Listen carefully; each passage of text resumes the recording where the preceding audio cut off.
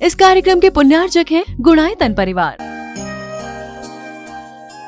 गुणायतन परिवार द्वारा भोपाल में बड़ी सार्थक पहल की गई है, जिसमें बच्चों को संस्कार युक्त और गुणवत्तापूर्ण शिक्षा देने का मौका मिल रहा है। ये बच्चों की व्यवस्था की गई है, जिसमें 6वीं 7वीं के बच्चे इस साल लिए जाएंगे और 11वीं 12वीं और सीए फाउंडेशन के बच्चों को यहाँ रखा जाएगा। ये मेधावी छात्रों को प्रावीण्य के आधार पर उसे प्रविष्टि मिलेगी। पूरे देश भर से प्रविष्टि आएगी। प्रत्येक कक्षा में मात्र 30-30 बच्चों का ही चयन होगा और चयनित बच्चे वे होंगे जो अपनी प्रतिभा के बल पर चुने जाएंगे और उनको एक प्रकार की स्कॉलरशिप दी जाएगी। ये छात्रवृत्ति के तहत पढ़ेंगे। गुणायतन के समाज कल्याण की दिशा में एक बहुत अच्छी पहल है और ये सार्थक पहल है। इसकी शुरुआत भोपाल से हो रही है। ये भोपाल वालों के लिए बहुत गौरव का विषय है। इसके लिए गुणायतन के साथ विद्यासागर इंस्टीट्यूट और सेज और एपीटी, इन तीनों को भी मैं बहुत बहुत आशीर्वाद देता हूँ।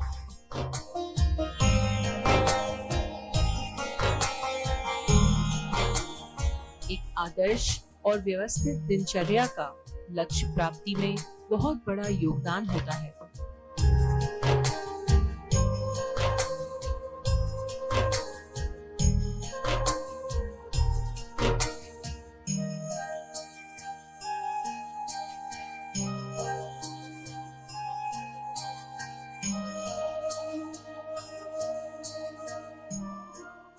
आज आप सब लोग बड़े प्रसन्न नजर आ रहे हैं, है ना? मैं समझ रहा हूँ कि आपके अंदर ये प्रसन्नता क्यों है। फिर भी मैं आपके मुंह से जानना चाहता हूँ, आज आपके अंदर ऐसी प्रसन्नता क्यों है? बोलो। हमारे आने से, ध्यान रखो, गुरु के आने से एक पल की प्रसन्नता होती है और गुरु के साथ रहने से पूरे जीवन प्रसन्नता होती है। हमारे हृदय में यदि ऐसी श्रद्धा बन जाए और श्रद्धा से हम अपने गुरु और प्रभु को अपने हृदय में विराजमान कर ले, तो हमारा जीवन सदाबहार प्रसन्न बना रहेगा। आज निश्चित रूप से आप सबके बड़े सौभाग्य का उदय आया है कि नहीं आया? आया। मुझे याद है वो क्षण जब 1995 में हम यहाँ आए थे। तब के राहतगढ़ में और अब के राहतगढ़ में मुझे जमीन आसमान का अंतर दिख रहा है, लेकिन लक्षण तो उसी समय दिख गए थे। कहावत है, पूत के लक्षण पालने में होते हैं। मैंने उस समय आप लोगों से कहा था, पता नहीं आप लोगों को याद है या नहीं, पर मैंने एक वाक्य कहा था, राहतगढ़ की समाज भले छोटी है, इरादे बहुत बड़े हैं। याद है आप लोगों को? और आज उसी इरादे की अभिव्यक्ति मुझे आप सबकी भावनाओं में दिख रही है। आज जिस तरह का उत्साह और उल्लास आप लोगों ने प्रदर्शित किया है, इसने इस बात को साबित कर दिया है कि राहतगढ़ के लोगों में देव, शास्त्र और धर्म के प्रति, गुरु के प्रति कूट कूट कर श्रद्धा भरी हुई है। ये भरी होनी चाहिए, बंद हो। इस बार हम लोगों का जो यहाँ आना हुआ है वो एक विशेष प्रयोजन से हुआ है ना। ये अवसर आपको मिला है। गाड़ी की दिशा तो कुछ और थी, लेकिन आपके पुण्य का जोर ऐसा था कि पश्चिम की गाड़ी पूरब की तरफ मिल गए। आज के संदर्भ में 4 बातें आप सबसे कहूँगा। अवसर पाना, अवसर का लाभ उठाना, अवसर खोजना और अवसर खोना। पाना, लाभ उठाना, खोजना और खोना। अवसर पाना मुश्किल से होता है। हर किसी को अच्छे अवसर नहीं मिलते। बहुत कठिनाइयों से, बड़े प्रबल पुण्य के योग से अच्छे अवसर मिल पाते। इस अर्थ में आप लोग बड़े भाग्यशाली हैं कि आज आपने अवसर पाया और अवसर को खोजा है चौधरी परिवार ने। मंदिर नहीं बनता तो पंचकल्याणक नहीं होता, पंचकल्याणक नहीं होता तो आज का ये अवसर नहीं होता। होता क्या बोलो? तो ये अवसर मिला किसके निमित्त से मिला? मंदिर बनने के निमित्त से मिला। इस अर्थ में उस परिवार को आप सबको जोरदार साधुवाद देना चाहिए। और मुझे इसलिए भी प्रसन्नता है, और मैं इसका उल्लेख केवल इसलिए कर रहा हूँ कि उन्होंने मंदिर बनाया, पर मंदिर बनाकर समाज को समर्पित करने का प्रशस्त भाव रखा। चाहते तो पूरा मंदिर बनाए, अपने हाथ में प्रबंध रखते, व्यवस्था रखते, कोई महाराज को पकड़ लाते, पंचकल्याणक भी करा लेते। लेकिन ये इनके प्रगाढ़ औदार्य की अभिव्यक्ति है कि इन्होंने समाज को साथ रखने के भाव से, समाज के साथ रहने के भाव से इसे समाज के लिए समर्पित कर दिया। और यही प्रशस्त परिपाटी है। हम मंदिर बनाने में निमित्त बनते हैं। मंदिर हमारा नहीं, मंदिर तो भगवान का होता है। एक अच्छा कार्य किया, निमित्त आया, अवसर आप सबको मिला है। अब बात केवल एक है कि अवसर का लाभ कैसे उठाए, है ना? पंचकल्याणक हो रहा है। मैं मानता हूं कि पंचकल्याणक की औपचारिक शुरुआत भले 27 तारीख से होगी, पर मेरे नज़र में आपके पंचकल्याणक की शुरुआत तो आज से ही हो गई कि नहीं हो गई? अब क्या करना है? इस अवसर का लाभ उठाना है। लाभ लेना है कि नहीं लेना है? कैसा लेना है?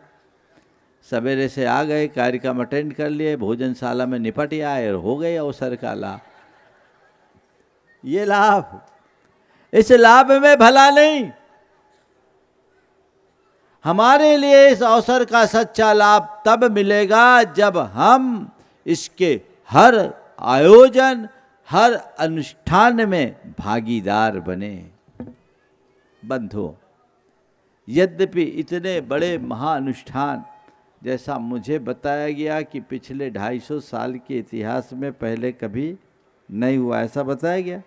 मंदिर तो यहाँ विशाल विशाल बने, भव्य भव्य बने, पर सब पुराने पुराने मंदिर हैं। प्रतिष्ठाएं भी उसी हिसाब से हुई होगी।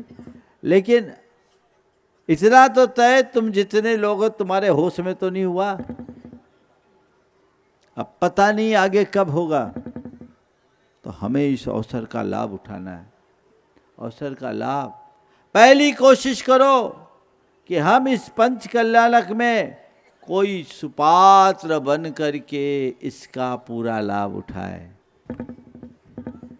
और पंचकल्याणक का सबसे बड़ा लाभ किसको मिलता है पता है? किसको मिलता है? सौधर्मेंद्र को। किसको मिलता है? जिसके हाथों ही सारी क्रियाएं संपादित होती है। पहली कोशिश वो भाग्यशाली होगा जिसे सौधर्म इंद्र बन करके इसकी प्रतिष्ठा करने का, कराने का सौभाग्य मिलेगा। समझ गए? और ये किसको मिलेगा? जिसके हृदय में उदारता होगी, जिसका प्रबल पुण्य होगा। पैसे वाले नहीं बनते, हम तो, हमारा अनुभव है, पैसा वाले पैसे पकड़ के बैठे बैठे रह जाते हैं, और ऐसे लोग निकल जाते हैं जिसके बारे में कोई सोचे भी नहीं। क्यों? ये सब अवसर पुण्य के योग से मिलते हैं। सौधर्मिंद्र बनना महासौभाग्योदय, भगवान के माता पिता बनना, कुबेर बनना, ईशान सानत कुमार महेंद्र आदि बनना, ये विभिन्न प्रकार के पात्रों की घोषणा भी भैया जी लोग कराएंगे। और आप लोगों के मध्य एक समाज की परंपरागत व्यवस्था का निर्वाह करते हुए बोलियां होगी। यद्यपि मैं बोलियों को ज़्यादा पसंद नहीं करता, हम तो चाहते बिना बोली के ही हो जाए, पर मुझे मालूम है बिना बोली के करने में बहुत सारे लोगों की बोलियां फूट जाएगी, फिर पता नहीं लोग क्या क्या बोलेंगे। तो झगड़ा झंझट से बचने का जो रास्ता हमारी समाज की परंपरागत व्यवस्था में है वो आप करो, लेकिन लाभ उठाना, पात्र बनकर लाभ उठाओ, खोना मत। कई लोग, एक जगह ऐसा हुआ, एक पंचकलानक था, एक व्यक्ति की इच्छा थी कि मुझे सौधर्मिंद्र बनना है, और उसने टारगेट बना लिया कि इतने तक में मुझे बनना है। संयोग से उससे कुछ नहीं, बहुत ज़्यादा नहीं, थोड़ा सा ही अंतर आया, जितना उसने टारगेट बनाया था उससे 10% अधिक। वो दिमाग में रख के बैठा था मुझे तो इतना ही बनना है, इतना ही बनना है, इतना ही बनना है, उससे ज़्यादा नहीं बनेगा। उसको उम्मीद थी कि इससे ज़्यादा कोई बन ही नहीं सकता, और संयोग से दूसरा 10% ज़्यादा में बोला, उसकी बोली हो गई। और उसने सोचा ये बोली बढ़ाने के लिए बोल रहा है, तो चुपचाप रह गया, इसी को जान दो। अब चले गई बोली, अगले ने दे दिया, उसकी भावना प्रबल थी, पुण्य प्रबल था, उसने लाभ उठाया। आप सब सुनोगे तो हंसोगे, 6 महीना उसकी धर्मपत्नी उससे बात नहीं की। हमारी इच्छा तुमने, थोड़ी सी कंजूसी में रह गए, मुझे पता नहीं यहाँ किसी का झगड़ा आज ना हो जाए। तो या तो आजू बाजू में बैठ लेना, एक दूसरे का चेहरा देखते रहना। तो ये क्या है? वो आदमी बाद में मेरे पास आया, बहुत पश्चाताप हुआ, बोला महाराज जी क्या बताऊं, मन में रह गई बात, मैं कर सकता था 10% नहीं, मैं 1.5 गुना और 2 गुना भी दे सकता था, मेरे पास इतनी सामर्थ्य थी, पर महाराज चूक गया। हम बोले अब पछतावे होत क्या, जब चिड़िया चुग गई खेल। ध्यान रखना, पैसे से ये पुण्य लाभ नहीं मिलता, सौभाग्योदय होता है उन्हें ये पुण्य लाभ मिलता है। किसका सौभाग्य जगेगा मुझे नहीं पता, पात्रों के चयन में अभी इसका सबको पता लगेगा। लेकिन इसका अर्थ ये नहीं सोचना कि जो पात्र बनेंगे वे ही लाभ उठाएंगे।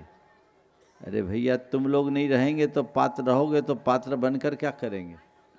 सहयोग तो सबका चाहिए, हर वर्ग को अपनी सहभागिता देनी है। यहाँ का युवा वर्ग विशेष उत्साही है, और मुझे लगता है कि राहतगढ़ तो युवाओं की खान है। इतनी तादाद में युवा आजकल कम दिखते हैं। समाज के सारे युवा, मैं एक स्थान पर, सुनो पूरी बात सुनो, एक स्थान पर मुझे चातुर्मास करना था, युवाओं की मीटिंग बुलाई, और युवाओं की मीटिंग मैंने 18 से लेकर के 35 साल तक की बनवाई। आप सुनकर आश्चर्य करोगे, उस मीटिंग में 125 लोग आए, और 18 से 35 वाले 17 लोग थे, बाकी सब 55-60 वाले। हमने कहा क्या मामला है भाई, तुम्हारे यहाँ युवा नहीं है क्या? बोले महाराज हमारे यहाँ के सारे युवा तो बाहर पढ़ रहे या जॉब कर रहे हैं, आप हम ही लोगों को युवा मान लो। हमारे घर में सब सीनियर सिटीजन हैं, तो युवा आज दिखते नहीं, पर तुम लोगों की ये फौज देखकर मुझे लग रहा है कि इस अर्थ में राहतगढ़ बहुत आगे है। और मैं आशीर्वाद देना चाहूँगा कि ऐसे ही बने रहो, सब बाहर है, बसे रहो, बढ़ते रहो, आगे चढ़ते रहो। आप सबका उत्साह बहुत प्रशंसनीय है। युवा है, बच्चियां हैं, महिलाएं हैं, हर वर्ग को उत्साह के साथ अपनी सहभागिता देनी है। अभी तो शुरुआत है, पर आज के बाजार के दिन भी आपने बहुत अच्छा बाजार जमा लिया, ये बहुत अच्छी बात है। हाँ, और अभी तो शुरुआत है, भूमिका है, अभी आपको भूमिका बनानी है। सबको तन मन धन से लाभ उठाना है। आपको भैया जी लोग जैसा मार्गदर्शन देंगे वैसा काम करना है। हम आ गए, हम चाहते तो 4 रोज बाद भी आ सकते थे, मुझसे बहुत लोग आग्रह कर रहे थे, विदिशा वाले भी कर रहे थे। हमने कहा भैया तुम लोग बड़े समाज के लोग कहलाते हो, राहतगढ़ छोटी समाज है, अगर समय पर नहीं पहुंचेंगे तो उन लोगों को कठिनाई होगी, इसलिए चल करके जाना चाहिए। और निश्चित राहतगढ़ के लोग पुराने हैं और महाराज भी पुराने हैं, है कि नहीं है? तो सब परिचित है, 30 साल पहले से जिनका संबंध है, निश्चित आप ऐसी भावनाओं को फलीभूत करेंगे। क्योंकि समय बहुत हो गया, शाम को शंका समाधान और प्रवचन तो जब तक यहाँ है चलता रहेगा। आज यही आशीर्वाद है कि आप लोग आगे बढ़ें, बस इतना आप लोगों से कहना है। थोड़ा फटाफट काम करोगे तो ज़्यादा अच्छा रहेगा, है ना। हमने कहावत सुनी है, आमिया निबुआ बानिया गल मस्के रस दे। मैं चाहता हूँ मसकना ना पड़े, ऐसे ही रस टपकने लगे, है ना। और ये लोग तो माहिर है भैया, बिना निचोड़े नहीं छोड़ेंगे। तो मसकना न पड़े ये प्रयास तुम लोग कर लेना, रस छोड़ देना, ताकि आनंद आ सके। उत्साह के साथ अपनी शक्ति को लांघना मत और शक्ति को छिपाना मत, समझ गए। और जो भी आप बोलो तय समय में पूरा करना, समझ गए। एक जगह हम थे, बोलियां लगी और 7 बोलियों में 4 बोली एक ही परिवार ने ले लिया, और जो टारगेट था उससे ज़्यादा बोलियां गई। हमने वहाँ के अध्यक्ष से बोला, भैया आज तो तुम्हारा काम बढ़िया हो गया और उम्मीद से डबल काम हो गया। बोले महाराज काम तो होगा, लेकिन जो 5 बरस बाद मिले। हमने क्या मामला है? बोले महाराज ये पैसा तो दें, लेकिन आज जितनी बोली लगाई उतने ब्याज में लगे हैं, जब दोनों हो जाए तब दे हैं, मोल नहीं दे। तो ऐसा काम मत करना भाई, समझ गए। ये जितनी जल्दी कर सको उतना अच्छा है, उसी रास्ते पर चलेंगे तो बहुत अच्छा होगा। सब आप लोगों ने जो भावना और उत्साह आज प्रदर्शित किया है, ये उत्तरोत्तर वृद्धिंगत होना चाहिए। पंचकल्याणक में तो पूरा देश उमड़ेगा और आप लोग उसके उदाहरण बनेंगे। आपको एक अच्छा आदर्श प्रस्तुत करना है, इस भाव से संकल्पित हो जाएं और आगे के कार्यक्रम को भैया जी लोग आगे बढ़ाएं।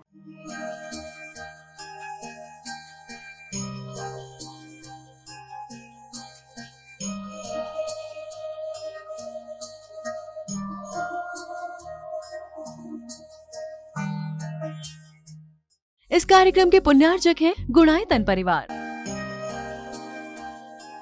गुणायतन परिवार द्वारा भोपाल में बड़ी सार्थक पहल की गई है, जिसमें बच्चों को संस्कार युक्त और गुणवत्तापूर्ण शिक्षा देने का मौका मिल रहा है। ये बच्चों की व्यवस्था की गई है, जिसमें 6वीं 7वीं के बच्चे इस साल लिए जाएंगे और 11वीं 12वीं और सीए फाउंडेशन के बच्चों को यहाँ रखा जाएगा। ये मेधावी छात्रों को प्रावीण्य के आधार पर उसे प्रविष्टि मिलेगी। पूरे देश भर से प्रविष्टि आएगी। प्रत्येक कक्षा में मात्र 30-30 बच्चों का ही चयन होगा और चयनित बच्चे वे होंगे जो अपनी प्रतिभा के बल पर चुने जाएंगे और उनको एक प्रकार की स्कॉलरशिप दी जाएगी। ये छात्रवृत्ति के तहत पढ़ेंगे। गुणायतन के समाज कल्याण की दिशा में एक बहुत अच्छी पहल है और ये सार्थक पहल है। इसकी शुरुआत भोपाल से हो रही है। ये भोपाल वालों के लिए बहुत गौरव का विषय है। इसके लिए गुणायतन के साथ विद्यासागर इंस्टीट्यूट और सेज और एपीटी, इन तीनों को भी मैं बहुत बहुत आशीर्वाद देता हूँ।